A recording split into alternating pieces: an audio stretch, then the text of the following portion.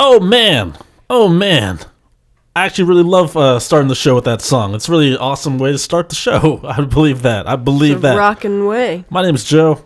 And I'm Carolyn. And you guys are here again, daily, listening to the Carolyn and Joe Show Podcember. 31 days of podcasting brought to you by the Carolyn and Joe Show. My name is Joe Carabeo. I'm a filmmaker, a photographer, a writer, a musician, and today I am a supernova known as Podcasting Master of the Universe. Whoa. That is me. What can't you do? That is me. At least that's me today. I've been doing this podcasting thing forever and still not very social. But across from me, the only person I can ever do this for such a long time with, she's in her own soundproof booth. She's in her own world, her own creative spirit. She is the greatest mind, the biggest brain this universe has ever seen. Her name is Carolyn. How you doing, Carolyn Belefski? I'm good. Great. I'm doing great.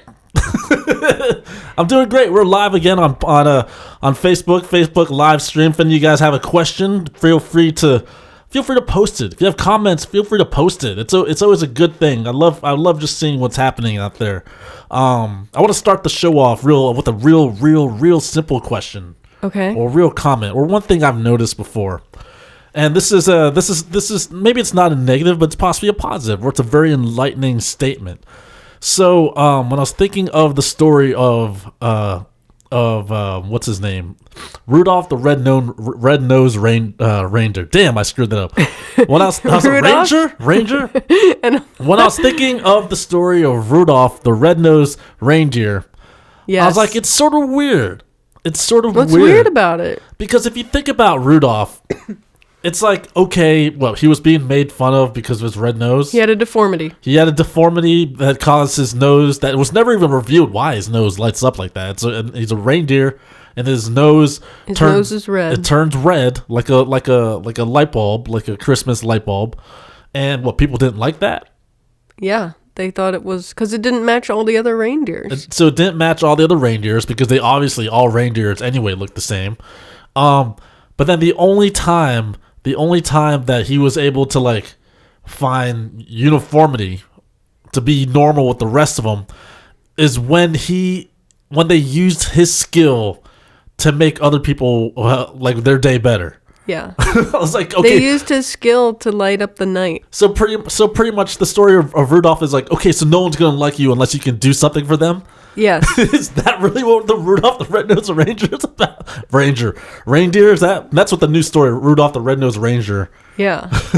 But I was thinking about that, so that's what it is? It's like, okay. I mean, that is kind of another viewpoint where you could look at that to be like, oh, we didn't accept you in our community, but now that you can do something for us, you're our best bud.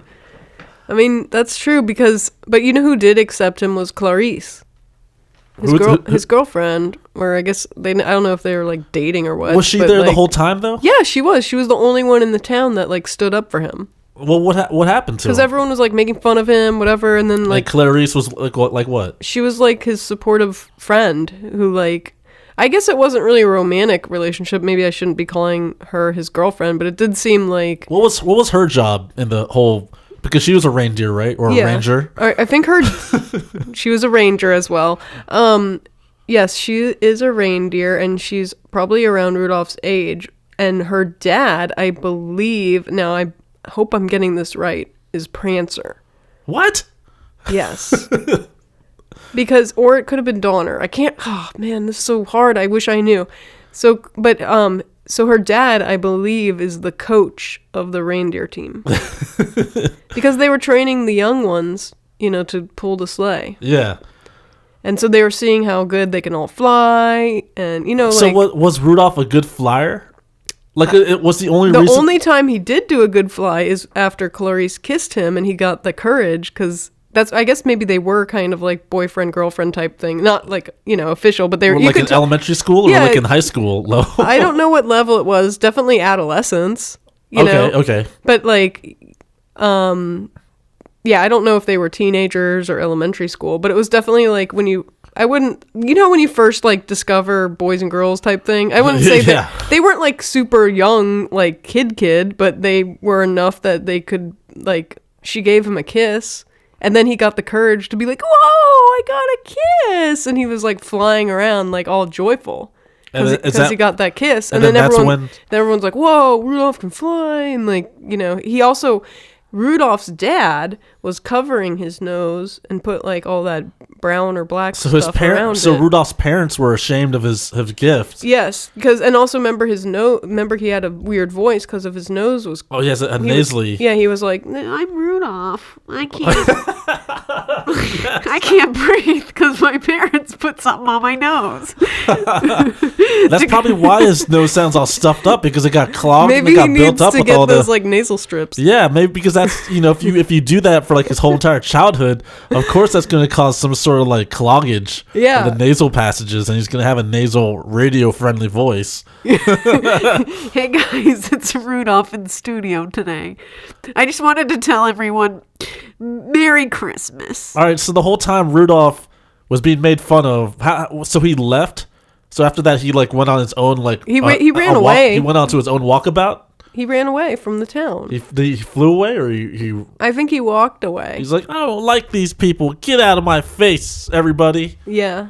And Clarice, I think a couple people might have warned him about the dangers of going out there. And then I think the first person he met was Yukon Cornelius. Who's that? He was an explorer out there. And he had a little ice pick hanging out. So you found like a human? Was it a human? I believe he is supposed to be a human. I like that they run into humans.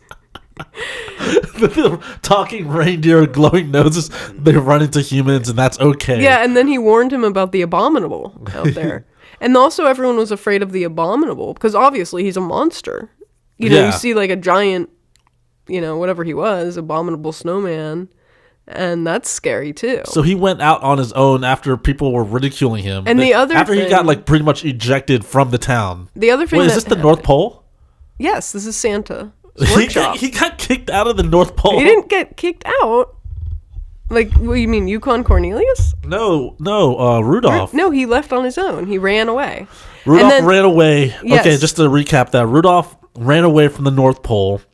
And also, like, sidestepping that Rudolph story, there was almost a mirroring story about Herbie, the dentist, who was an elf in Santa's workshop, and he didn't really love making toys. He wanted to fix their teeth. So pretty much. And so Herbie was kind of like outcasted, and he was like, "Oh, you don't want to." All the other elves were like worker bees, and they're like, "We are Santa's elves." So that's the strange thing I think about that story, is because like Rudolph leaves. Eventually, he was like, "I'm out, Santa. I'm out. I don't really. You guys gonna make fun of me? I don't want to be where I'm not wanted." then he leaves and finds other misfits, right? Yes, they actually found the land of misfit toys. He unified like a union because they all had something in common. Correct? They all created their own gang. Yeah. And then what happened after that? Rudolph was like, well, let's go back and take over the North Pole. Is that what happens? Is that how he journeyed back? I think he wanted to help the land of misfit toys, because I guess Santa was unaware that they were there. But these are the toys that Santa deemed were like I don't think Santa deemed them. I think that people, like, they weren't. I have to revisit this, but I don't think Santa was the one that was like, abolish those toys. So it was like someone in the workforce was like, these don't pass the quality level of Santa's shop. Yeah, there was just like some, like, I don't know who was the decision maker, but somebody came in there, and there was all these things wrong with the toys. Like, there was a gun that squirted jelly. It was like a water gun. And jelly came out. I mean, someone loaded that. So I mean, that was, I guess, a mistake in the workshop. Who knows? Like, I don't know the full detail about why that was. Then I always wondered, like, what was wrong with the elephant with the polka dots? I know, right? Like they can't have different fashion? Yeah, I was like, oh, is he supposed to be, like, gray? Because, like, I don't mind like an elephant with polka dots. What's wrong with that guy? Yeah. And then there was a girl. See, that's like a commentary on racism right there too, Yeah, it is. And then there was that girl who, like, I guess she cried all the time. I actually was thinking about that a few years ago. The girl who cried? Because I was like, what's wrong with that little girl doll? And then, like, I was trying to figure out why, and then I was like, maybe because she cries all the time. But then I was like, well, maybe because she's sad, because she's outcast. I don't know. I still don't know what was wrong with her either. And then there was, like, a Jack in the Box whose name was Charlie. And he was like, I'm a Charlie in the Box. So just because he had a different name. Yeah, he had a different name because his name wasn't Jack. So I guess he wasn't, like, good enough. That's kind of sad. And then, so what happens? So So there's like a whole, and then like on the island of Misfit Toys, there was a lion who was like their king. But like, so like Rudolph lands on this island after like he defeated the Abominable. Is that what happened? I don't think he defeated the Abominable. I think the Abominable was still out there, but he like was like, you can pass. I don't You're know. okay. I don't remember, but he definitely had some altercation with them. And Okay. there was a point where like I guess they thought that they killed the Abominable, but they didn't. And then what happens after that? Then they're like, let's go back to the North Pole. I think and like, rise up. I believe Rudolph was like, "Oh, I can take these toys to the North Pole, and like Santa can look at you all or something." And then then they went back to Santa, and then like Santa was like, "Oh, Rudolph, like Christmas was almost going to be canceled because it was very like cloudy out, Yeah. and they couldn't see anything." And then they found out that Rudolph has a gift. So Santa didn't know. Santa didn't know about his nose. Okay. Yeah. So then he finds out, and he's like, we can put some good use to that. Actually, then. if you think about it, though, Santa as a person, it's almost like all these things were happening and in like dimensions under him. Like all these pawns are like, all these stories are happening on the lower levels of the kingdom. Yeah, so it never reached to Santa, but then Santa like took one look at Rudolph's nose, and he was immediately like, "Oh, we can use you. You're my best pal now." Yeah. But I don't think we can make some money off of this guy. But I don't think Santa was discriminatory to Rudolph from the start. Do you see what I'm saying? But like the other people were, right? Yes, like Dasher and Dancer and Prancer and Vixen. Like all Comet these, and Cupid and Donner and Blitzen. all these guys they were all like against Rudolph. jockeying for the bigger seat, the first chair. That's right. And isn't it crazy though? Because then Rudolph had to be the leader of all these people that were totally like making fun of him. Yeah, but like, still, Still what? Still, it's like, oh, now we like you because we can put it. We have to, we can but use Santa didn't know. I think Santa honestly was like, "What a gift! Like you can light up the sky." But what happens? Does the nose keep on going? Yeah. How does he maintain this nose? That's his nose. Like that's straight up his nose is a light bulb. A red light bulb. Did they ever reveal if Rudolph's nose was always like that? Like, was it always? I think he was always like that. But could he control it? Like, I think he can, like, not really, because, like, his parents put that cover on it. So I can see, like... Because the cover would always pop off. So maybe, like, in the future, he gets, like, a cover. Or, Why? Well, because... I think he should just rock it. Because after that Christmas that he saved, everyone's like, man, he's a legend now. Yeah, but then you're going to have a light in your eye the whole time, like, right in the center of your face. Just like how, like, our mics are set up, like, right in our face, like that. And all we see is just bright-ass red. But if that's how he was born, like, he's probably used to it, He's going to have, like, a red, like, tint to everything. Well, see, my question is when he sleeps...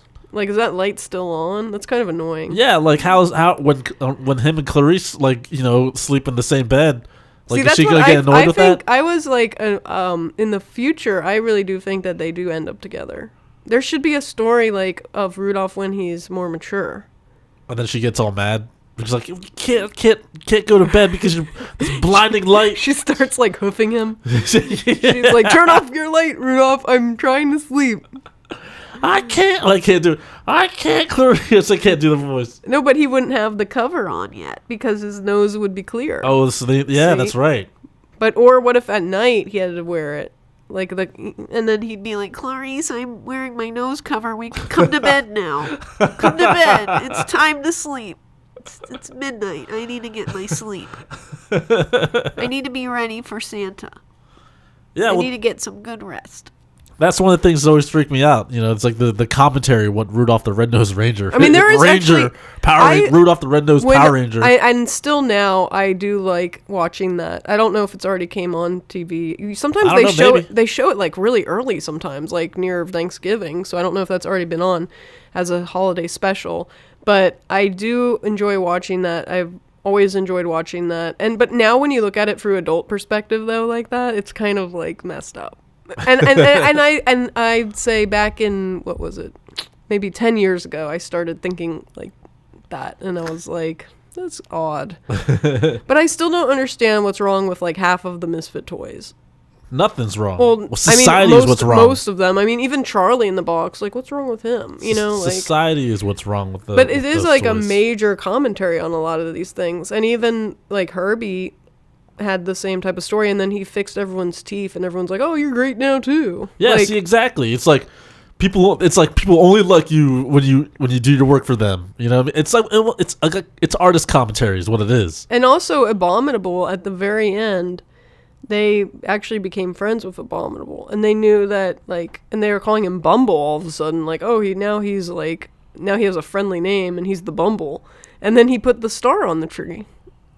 Like, he was like, wow, we can use him too because he's tall, and he could put the we don't have to use our ladder now. It's just it's literally it's almost like a communist commentary. It's like, you're no good to us unless we can put some use to you. Oh my goodness, but it is kind of true. It's kind of there is a sad side. That's why the people where they had no use to those toys, they got shoved away into an island.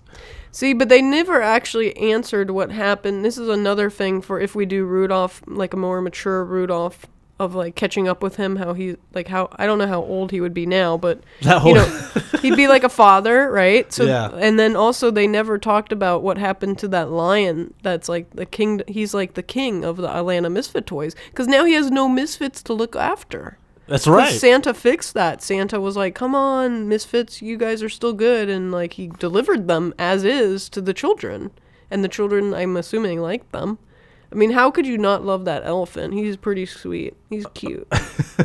I mean, polka dot elephant. Come on, man. You cannot go wrong with a polka dot elephant. I feel like it must have been pretty fun to think of like what the Misfit toys would actually be anyway.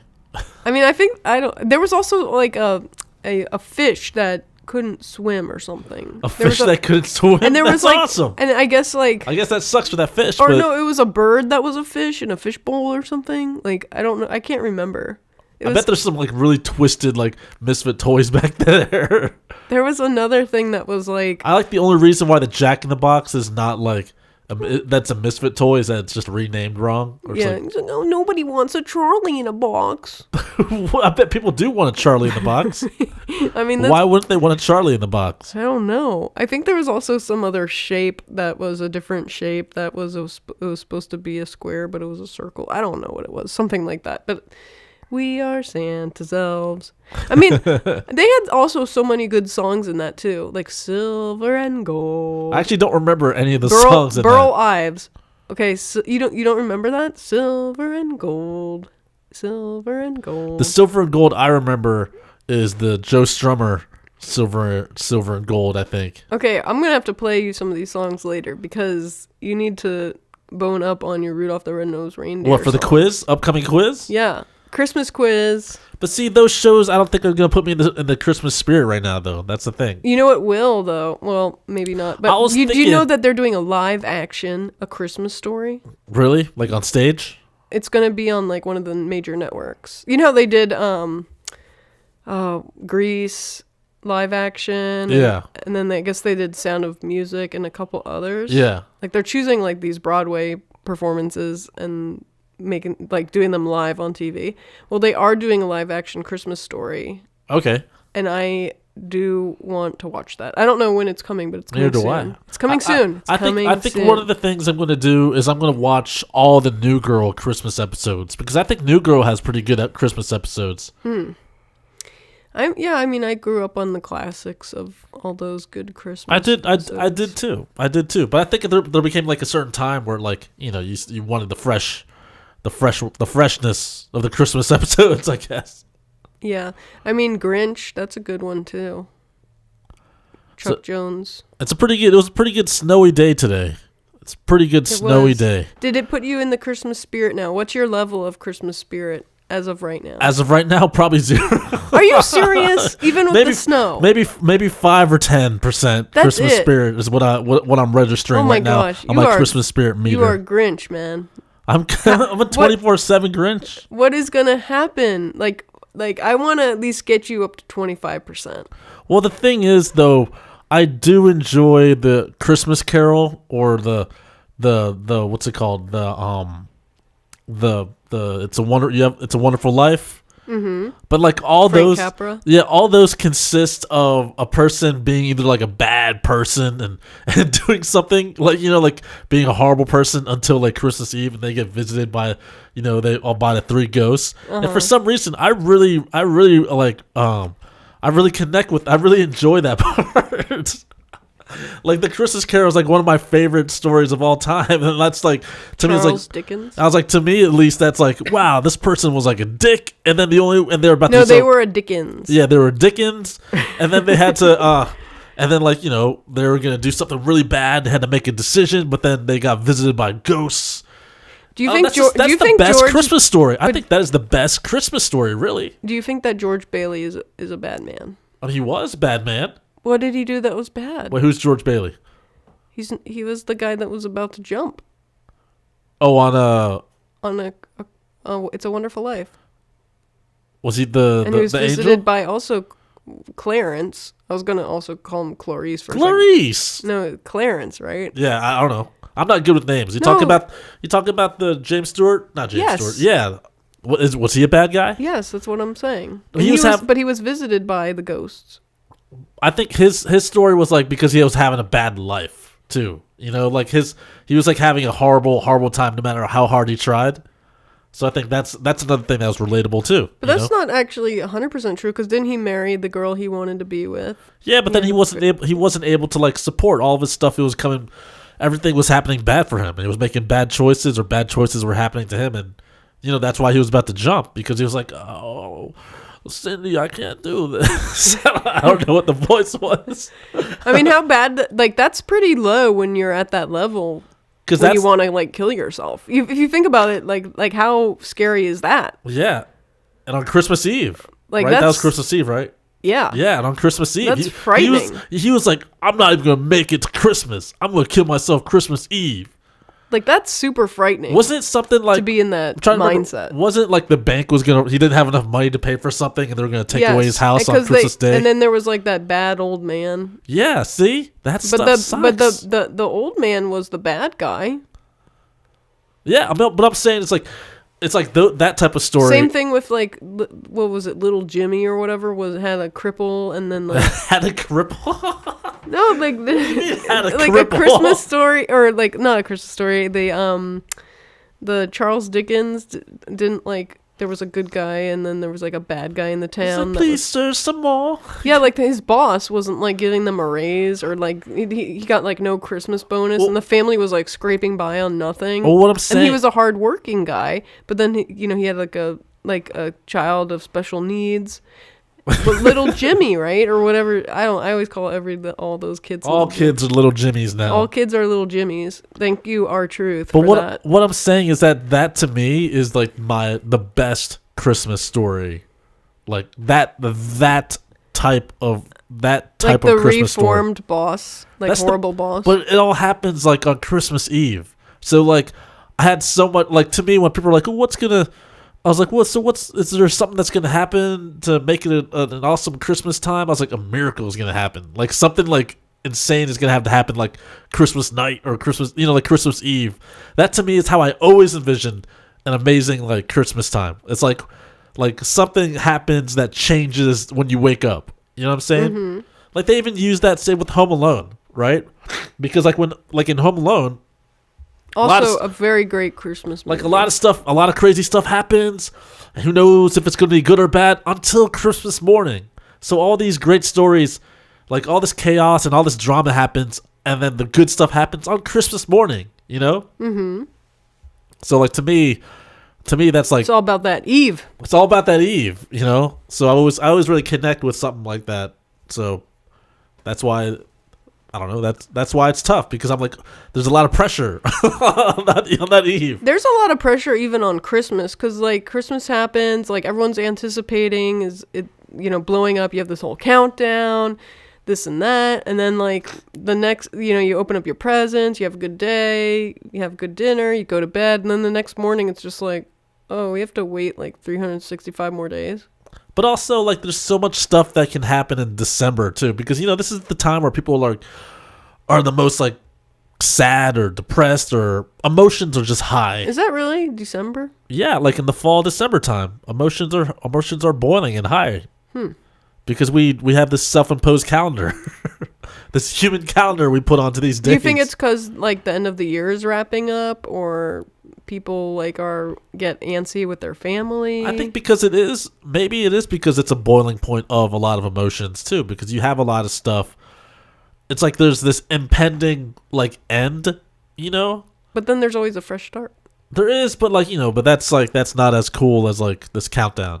And just like any other action movie, the countdown is like what builds and builds. You know, it's like we got 10 seconds to do this. We gotta get this done. And that's the same thing people feel like in the holiday time. You know, it's like I gotta get these presents done, or people are not gonna be happy about this.